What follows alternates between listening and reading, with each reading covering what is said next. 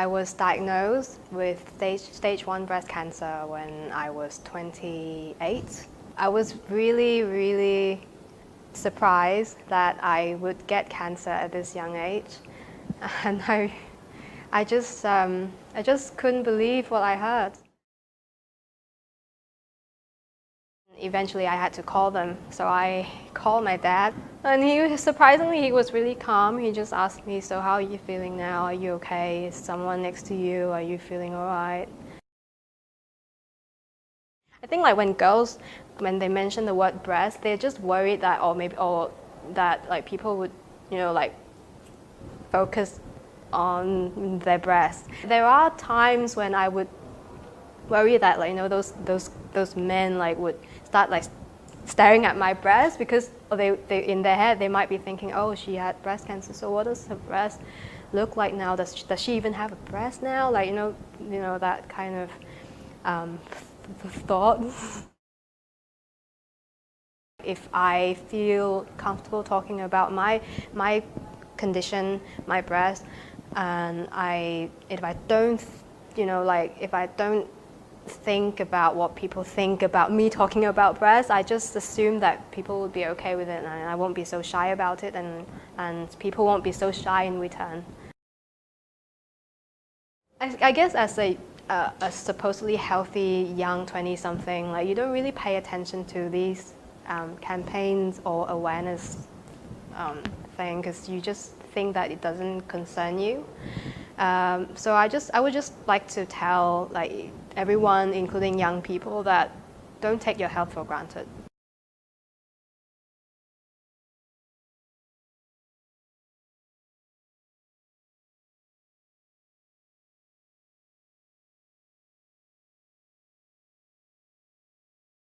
Actually, I was quite shocked, because to me, if you have breast cancer, to a great extent, sometimes you feel that it is genetic, somebody in the family has had it and all that. But in my family, no one has had cancer. So it literally came as a big shock to me. Every Friday, my family would come to my house, and everyone would come. They would bring food. It was like potluck. We would have prayers, and that was one. Every day, everyone would call me, so I would be consistently on the phone talking to someone. After I came out of the operation, they come and talk to you, and they ask you whether you're fine, whether you're okay with having your breast removed and all that. But I never really had an issue with breast removal. To me, it was just get rid of it. I don't want it. It's cancer-ridden. I don't want it. I never really looked at it as an object of beauty, like some people do that. So I suppose it affects people like that more, you see. I'm not really affected by saying the word breast, but I think in the community that I come from, in a sense being Asian, all right, I think certain words, certain events are rather taboo, and like when it came to telling my mother, I realized that there was not even once when she mentioned the word breast cancer. In fact, one day I heard her talking to her friend, and she actually told her friend, "I can't even say that word." When I look back, the thing that gave me great happiness was joining the Breast Cancer Foundation. I made so many friends here, and we all kind of, whenever we meet, we get together, we gossip, we've gone out together, we've had lunch together, and getting this whole new group of friends has really given me a lot of happiness, actually. But generally, I think my outlook in life has changed. Change is inevitable. You can't control things around you. Almost every day things are changing, and we've got to change as well, and that's life. That's life.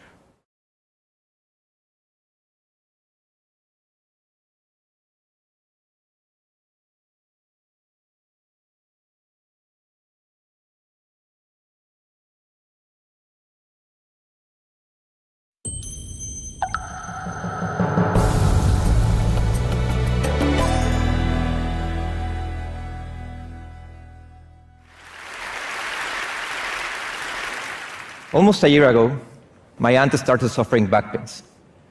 She went to see the doctor, and they told her that it was a normal injury for someone that had been playing tennis for almost 30 years. They recommended her to do some therapy, but after a while, she wasn't feeling better. So the doctors decided to do further tests. They did an X-ray and discovered an injury in her lungs. And at the time, they thought that the injury was a strain in the muscles and tendons between her ribs. But after a few weeks of treatment, again, her health was not getting any better. So finally, they decided to do a biopsy. And 2 weeks later, the results of the biopsy came back. It was stage 3 lung cancer. Her lifestyle was almost free of risk. She never smoked a cigarette, she never drank alcohol, and she had been playing sports for almost half of her life. Perhaps that is why it took them almost 6 months to get her properly diagnosed. My story might be, unfortunately, familiar to most of you. 1 out of 3 people sitting in this audience will be diagnosed with some type of cancer, and 1 out of 4 will die because of it.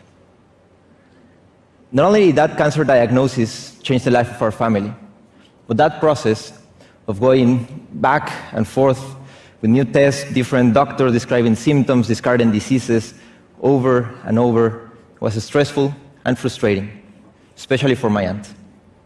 And that is the way cancer diagnoses have been done since the beginning of history. We have 21st century medical treatments and drugs to treat cancer, but we still have 20th century procedures and processes for diagnosis, if any. Today, most of us have to wait for symptoms to indicate that something's wrong. Today, the majority of people still don't have access to early cancer detection methods, even though we know that catching cancer early is basically the closest thing we have to a silver bullet cure against it. We know that we can change this in our lifetime, and that is why my team and I have decided to begin this journey. This journey to try to make cancer detection at the early stages and the monitoring of drug response at the molecular level easier, cheaper, smarter, and more accessible than ever before. The context, of course, is that we're living at a time where technology is disrupting our present at exponential rates, and the biological realm is no exception. It is said today that biotech is advancing at least 6 times faster than the growth rate of the processing power of computers.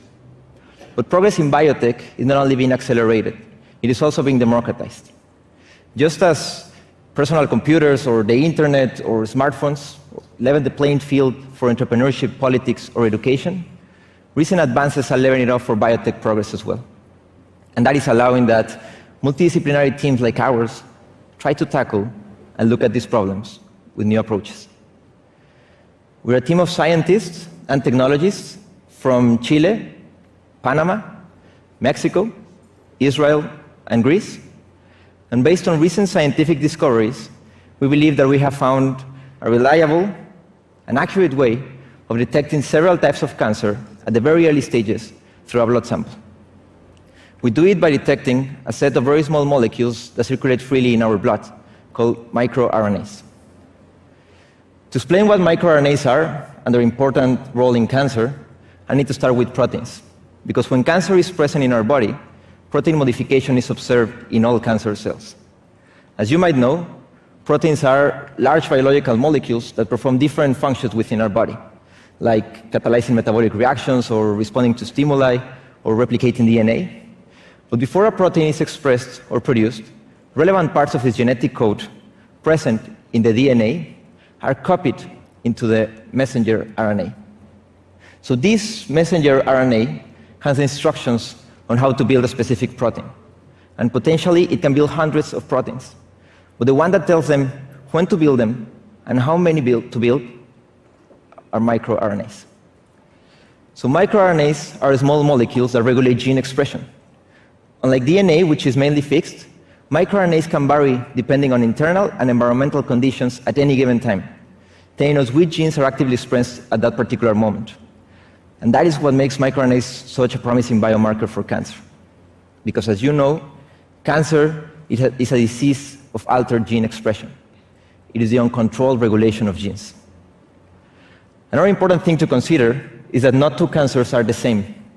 but at the microRNA level, there are patterns.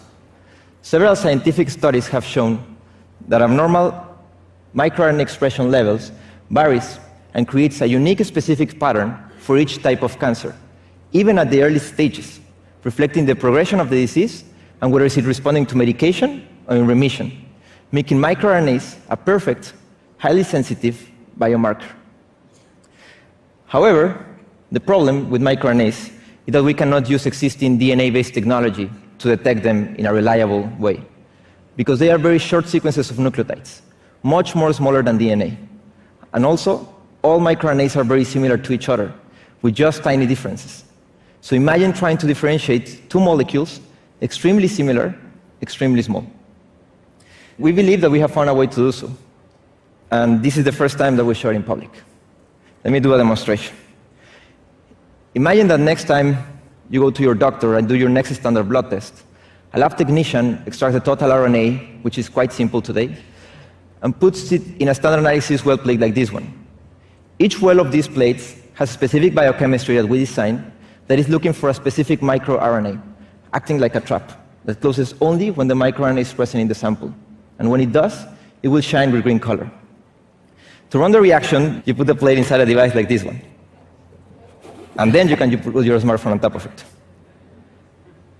If we can have a camera here, or so you can see my screen.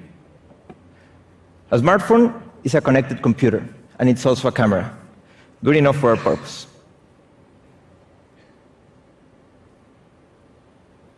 The smartphone is taking pictures, and when the reaction is over, it will send the pictures to our online database for processing and interpretation.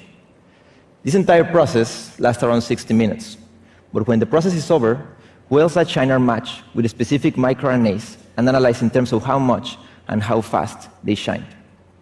And then, when this entire process is over, this is what happens.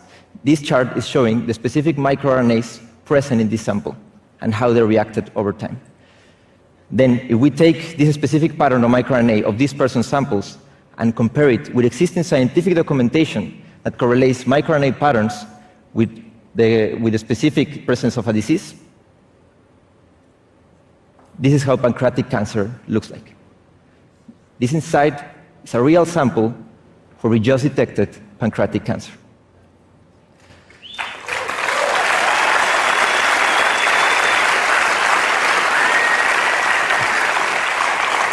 Another important aspect of this approach is the gathering and mining of data in the cloud, so we can get results in real time and analyze them with other contextual information. If we want to better understand and decode diseases like cancer, we need to stop treating them as acute, isolated episodes and consider everything and measure that affects our health on a permanent basis. This entire platform is a working prototype. It uses state-of-the-art molecular biology, a low-cost 3D printed device, and data science to try to tackle one of humanity's toughest challenges. Since we believe early cancer detection should really be democratized, this entire solution costs at least 50 times less than current available methods. And we know that the community can help us accelerate this even more. So we're making the design of the device open source.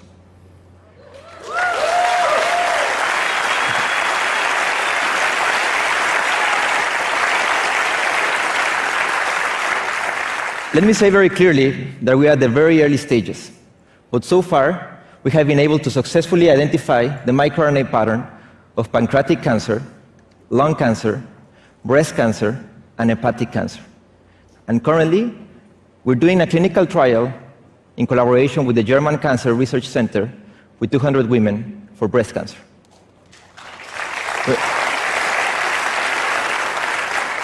This is a single, non-invasive, accurate, and affordable test that has the potential to dramatically change how cancer procedures and diagnostics have been done. Since we're looking for the microRNA patterns in your blood at any given time, you don't need to know which cancer you're looking for. You don't need to have any symptoms. You only need 1 milliliter of blood and a relatively simple array of tools. Today, cancer detection happens mainly when symptoms appear. That is stage 3 or 4. And I believe that is too late. It is too expensive for our families. it is too expensive for humanity. We cannot lose the war against cancer. It not only costs us billions of dollars, but it also costs us the people we love. Today, my aunt, she's fighting bravely and going through this process with a very positive attitude. However, I want fight like this to become very rare. I want to see the day when cancer is treated easily because it can be routinely diagnosed at the very early stages. And I'm certain that in the very near future, because of this and all the other breakthroughs that we're seeing every day in life sciences, the way we see cancer will radically change. It will give us a chance of detecting it early, understanding it better, and finding a cure. Thank you very much.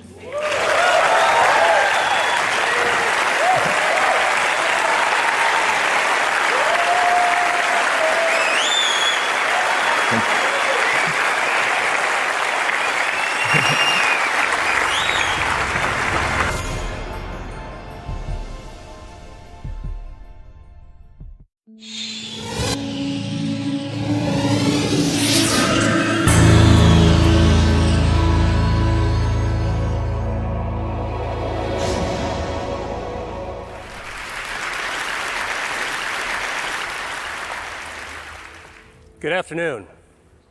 There's a medical revolution happening all around us, and it's one that's going to help us conquer some of society's most dreaded conditions, including cancer. And the revolution is called angiogenesis, and it's based on the process that our bodies use to grow blood vessels. So why should we care about blood vessels? Well, the human body is literally packed with them, 60,000 miles worth in a typical adult. End to end, that would form a line that would circle the Earth twice. The smallest blood vessels are called capillaries.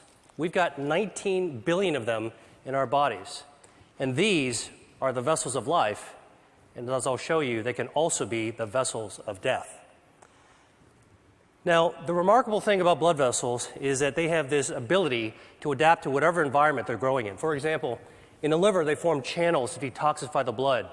In the lung, they line air sacs for gas exchange. In muscle, they corkscrew so that muscles can contract without cutting off circulation.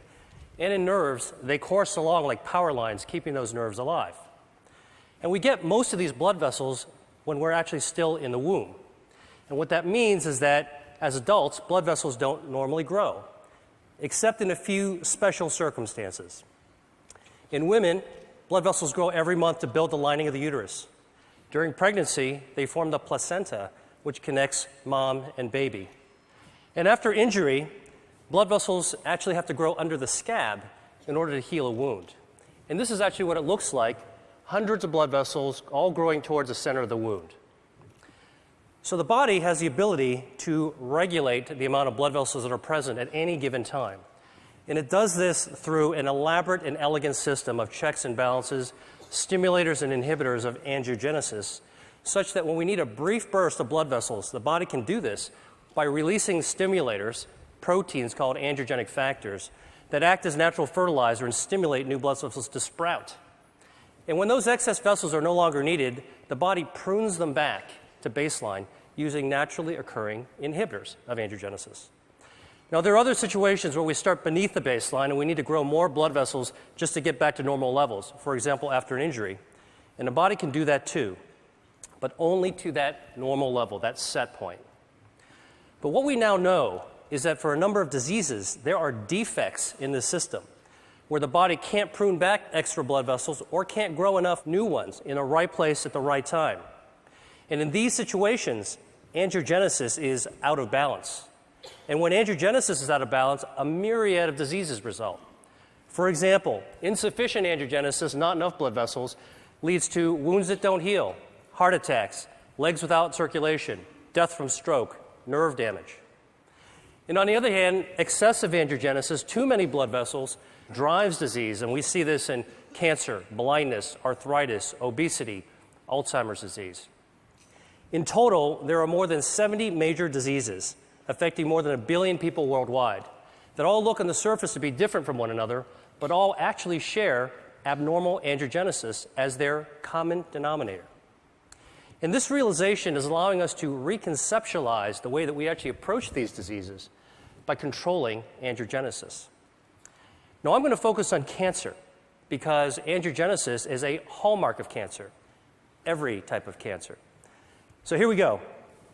This is a tumor, dark, gray, ominous mass growing inside a brain. And under the microscope, you can see hundreds of these brown-staining blood vessels, capillaries that are feeding cancer cells, bringing oxygen and nutrients. But cancers don't start out like this. And in fact, cancers don't start out with a blood supply. They start out as small, microscopic nests of cells that can only grow to 1/2 a cubic millimeter in size. That's the tip of a ballpoint pen. Then they can't get any larger because they don't have a blood supply, so they don't have enough oxygen or nutrients. And in fact, we're probably forming these microscopic cancers all the time in our body. Autopsy studies from people who died in car accidents have shown that about 40% of women between the ages of 40 and 50 actually have microscopic cancers in their breasts. About 50% of men in their 50s and 60s have microscopic prostate cancers. And virtually 100% of us, by the time we reach our 70s, will have microscopic cancers growing in our thyroid. Yet without a blood supply, most of these cancers will never become dangerous. Dr. Judah Folkman, who was my mentor and who is the pioneer of the angiogenesis field, once called this cancer without disease. So the body's ability to balance angiogenesis, when it's working properly, prevents blood vessels from feeding cancers. And this turns out to be one of our most important defense mechanisms against cancer. In fact, if you actually block angiogenesis and prevent blood vessels from ever reaching cancer cells, tumors simply can't grow up. But once angiogenesis occurs, cancers can grow exponentially. And this is actually how a cancer goes from being harmless to deadly. Cancer cells mutate, and they gain the ability to release lots of those angiogenic factors, natural fertilizer, that tip the balance in favor of blood vessels invading the cancer. And once those vessels invade the cancer, it can expand, it can invade local tissues, and the same vessels that are feeding tumors allow cancer cells to exit into the circulation as metastases. And unfortunately, this late stage of cancer is the one at which it's most likely to be diagnosed, when angiogenesis is already turned on and cancer cells are growing like wild. So, if angiogenesis is a tipping point between a harmless cancer and a harmful one, then one major part of the angiogenesis revolution is a new approach to treating cancer by cutting off the blood supply. We call this anti-angiogenic therapy, and it's completely different from chemotherapy because it selectively aims at the blood vessels that are feeding the cancers. And we can do this because tumor blood vessels are unlike normal healthy vessels we see in other places of the body. They're abnormal, they're very poorly constructed, and because of that, they're highly vulnerable to treatments that target them. And in fact, when we give cancer patients anti-angiogenic therapy, here, an experimental drug for a glioma, which is a type of a brain tumor, you can see that there are dramatic changes that occur when the tumor is being starved. Here's a woman with a breast cancer being treated with the anti-angiogenic drug called Avastin, which is FDA approved, and you can see that the halo of blood flow disappears after treatment.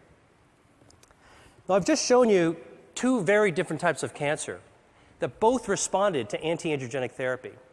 So a few years ago, I asked myself, can we take this one step further and treat other cancers, even in other species? So here is a 9-year-old boxer named Milo who had a very aggressive tumor called a malignant neurofibroma growing on his shoulder and invaded to his lungs. His veterinarian only gave him 3 months to live. So we created a cocktail of anti-angiogenic drugs that could be mixed into his dog food, as well as an anti-angiogenic cream that could be applied on the surface of the tumor. And within a few weeks of treatment, we were able to slow down that cancer's growth such that we were ultimately able to extend Milo's survival to 6 times what the veterinarian had initially predicted, all with a very good quality of life. And we've subsequently treated more than 600 dogs. We have about a 60% response rate and improved survival for these pets that were about to be euthanized. So let me show you a couple of even more interesting examples.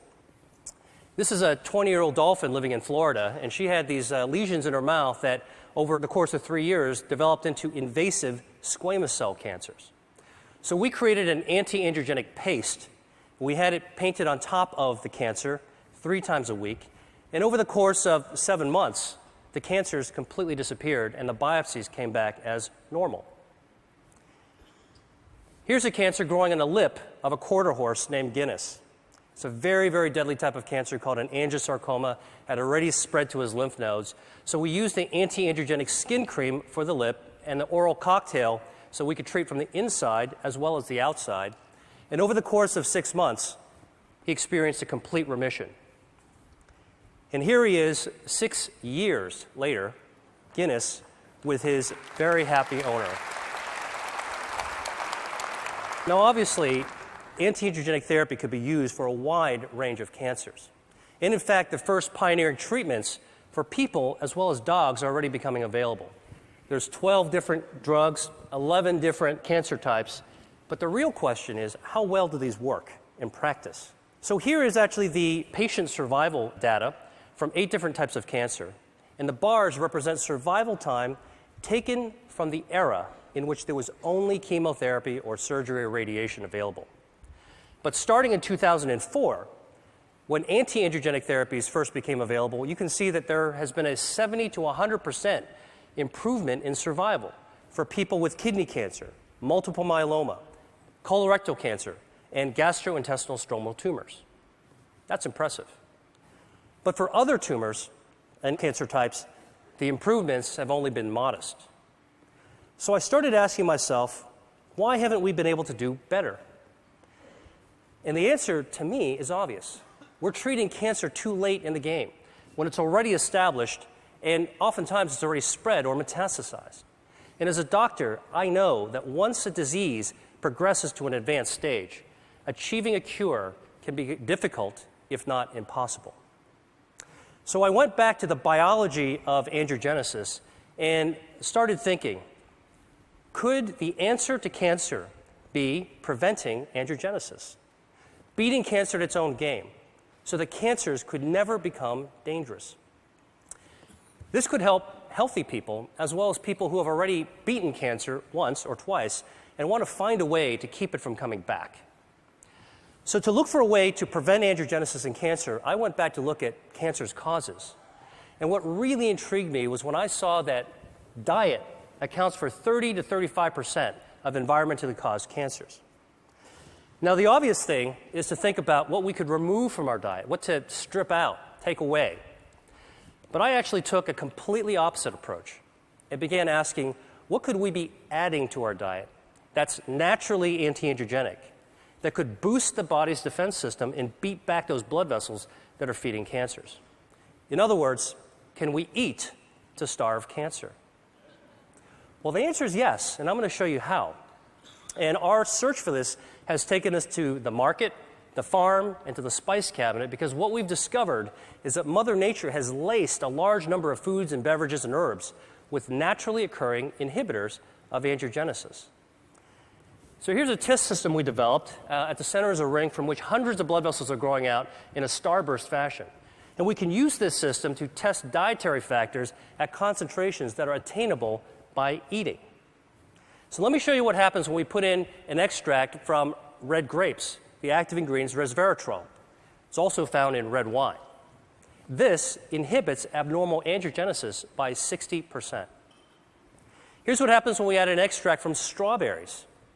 It potently inhibits angiogenesis. An extract from soybeans. And here is a growing list of our anti-angiogenic foods and beverages that we're interested in studying. And for each food type, we believe that there's different potencies within different strains and varietals. And we want to measure this because, well, while you're eating a strawberry or drinking tea, why not select the one that's most potent for preventing cancer? So here are 4 different teas that we've tested. They're all common ones. Chinese jasmine, Japanese sencha, Earl Grey, and a special blend that we prepared. And you can see clearly that the teas vary in their potency from less potent to more potent. But what's very cool is when we actually combine the 2 less potent teas together, the combination, the blend, is more potent than either one alone. This means there's food synergy. Here's some more data from our testing. Now, in the lab, we can simulate tumor angiogenesis, represented here in a black bar. And using this system, we can test the potency of cancer drugs. So the shorter the bar, less angiogenesis, that's good. And here are some common drugs that have been associated with reducing the risk of cancer in people. Statins, non-steroidal anti-inflammatory drugs, and a few others. They inhibit angiogenesis too. And here are the dietary factors going head-to-head against these drugs. You can see they clearly hold their own, and in some cases they're more potent than the actual drugs. Soy, parsley, garlic, grapes, berries. I could go home and cook a tasty meal using these ingredients. So imagine if we could create the world's first rating system in which we could score foods according to their anti-angiogenic, cancer preventative properties. And that's what we're doing right now. Now, I've shown you a bunch of lab data, and so the real question is, what is the evidence in people that eating certain foods can reduce angiogenesis in cancer? Well, the best example I know is a study of 79,000 men followed over 20 years, in which it was found that men who consumed cooked tomatoes 2 to 3 times a week had up to a 50% reduction in their risk of developing prostate cancer. Now, we know that tomatoes are a good source of lycopene, and lycopene is anti-angiogenic. But what's even more interesting from this study is that in those men who did develop prostate cancer, those who ate more servings of tomato sauce actually had fewer blood vessels feeding their cancer. So this human study is a prime example of how anti-angiogenic substances present in food and consumed in practical levels can impact on cancer. And we're now studying the role of a healthy diet with Dean Ornish at UCSF and Tufts University on the role of this healthy diet on markers of angiogenesis that we can find in the bloodstream. Now, obviously, what I've shared with you has some far-ranging implications even beyond cancer research, because if we're right, it could impact on consumer education, food services, public health, and even the insurance industry. And in fact, some insurance companies are already beginning to think along these lines. Check out this ad from Blue Cross Blue Shield of Minnesota.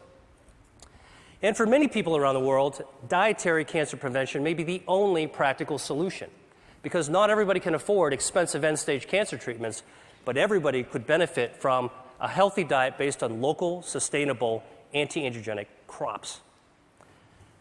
Now, finally, I've talked to you about food, and I've talked to you about cancer, so there's just one more disease that I have to tell you about, and that's obesity. Because it turns out that adipose tissue, fat, is highly angiogenesis dependent. And like a tumor, fat grows when blood vessels grow. So the question is, can we shrink fat by cutting off its blood supply? So the top curve shows the body weight of a genetically obese mouse that eats nonstop until it turns fat like this furry tennis ball. And the bottom curve is the weight of a normal mouse. If you take the obese mouse and give it an angiogenesis inhibitor, it loses weight. Stop the treatment, gains the weight back. Restart the treatment, loses the weight again. Stop the treatment, gains the weight back. And in fact, you can cycle the weight up and down simply by inhibiting angiogenesis. So this approach that we're taking for cancer prevention may also have an application for obesity. The really, truly interesting thing about this is that we can't take these obese mice and make them lose more weight than what the normal mouse's weight is supposed to be. In other words, we can't create supermodel mice. And this speaks to the role of angiogenesis in regulating healthy set points. Albert Szent-Györgyi once said that discovery consists of seeing what everybody has seen and thinking what nobody has thought. I hope I've convinced you that for diseases like cancer, obesity, and other conditions, that there may be a great power in attacking their common denominator, angiogenesis. And that's what I think the world needs now. Thank you.